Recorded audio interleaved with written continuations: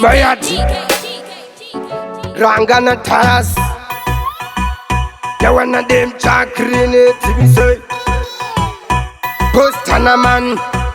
Kungwa Ikamfatu Faiti wakufara iwo watifura kepi Sukura shamisa utitapinda nekupi Nekuti kumango matito ikamuchiki Ati siku mira kuto kanda master Wakawona ndasumuka awachandidoneza Nyangwe wachipecha neni onda pecha Dakubata basalsa muchawona meka Topa muchawona kuti andizitaka Kona ndasumuka awachandidoneza Nyangwe wachipecha neni onda pecha Dakubata basalsa muchawona meka Wachawona kuti nini andizitaka Chini ndo mapata mangwe yangori pati Tarisa uonesha ndongwe tamafansi Tosumuza teresi yangwe tisina kwashi Ndoshisiwa vanondonera mkasi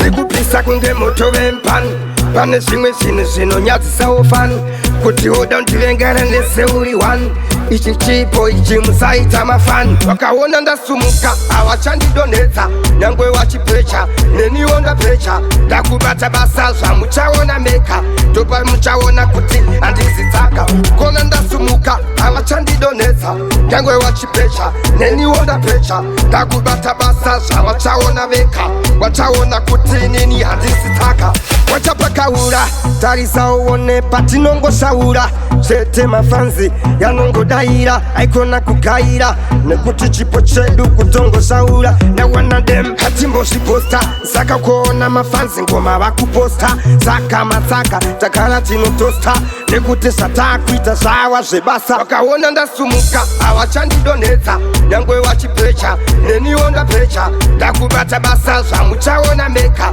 Topa muchawona kuti andizitaka Kona ndasumuka awachandidoneza Nyangwe wachipecha neni onda pecha Dakubata basalsa wachawona meka Wachawona kuti nini andizitaka Chini ndo mapata mangwe yangori pati Tarisa uonesha ndongwe tamafansi Tosumuza teresi yangwe tisina kwashi Ndoshisiwa vanondonera mkasi